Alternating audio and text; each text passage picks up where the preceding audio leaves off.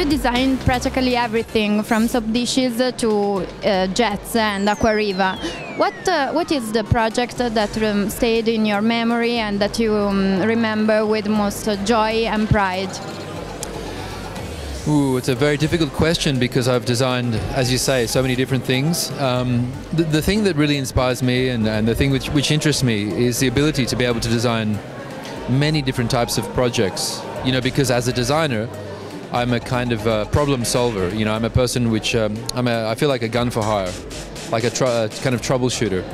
So clients come to me, and in a way, I'm like a sort of psychologist. You know, they come to me with a kind of problem, and I try to help them solve the problem.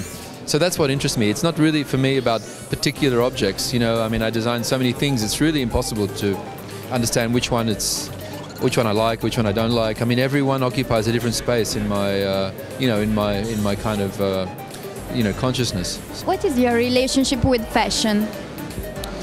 Well, my relationship with fashion is interesting. I mean, obviously I'm a guy and I have to wear clothes. So I look at it in a very pragmatic and a very rational way. You know, I have to spend money on this stuff that I wear. So at a certain point I thought, when G-Star first approached me to do a capsule collection 10 years ago, I was very apprehensive at the beginning, and then I thought, oh no, you know, why not? Because I'm a consumer. I have to spend money on this stuff. Why shouldn't I have a choice in having, as a creative person, why shouldn't I have a choice in the kind of garments that I have to spend my money on?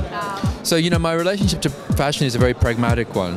You know, I'm not a fashion designer at all. I don't see myself as a fashion designer. Nevertheless, I live in a real world, and I'm a consumer. What do your projects have in common? Is there a guideline, something like that? Well, my projects, I hope, have something in common. You know, I hope that there's a thread which links all of my things together. It's very difficult for me to see if that's true or not, but I guess, you know, if I look through my book now that I have this big book which has just been released by Taschen, I can see some a kind of DNA, you know, which exists in all of my work. But honestly speaking, it's much easier for other people to see than for me. What is the fundamental part of design for you? Really understanding materials and technology and processes. You know, if I was a writer,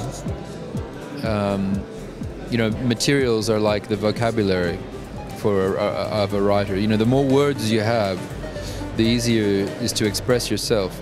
So it is with me, and you know, the more knowledge I have about materials and processes and technology, the more interesting things I can design. So what about aesthetics? Well, aesthetics is always, you know, is maybe the most important thing, but ultimately it comes to my personal taste. I mean, it's all about what I think is cool, what I think is interesting, what I think is necessary.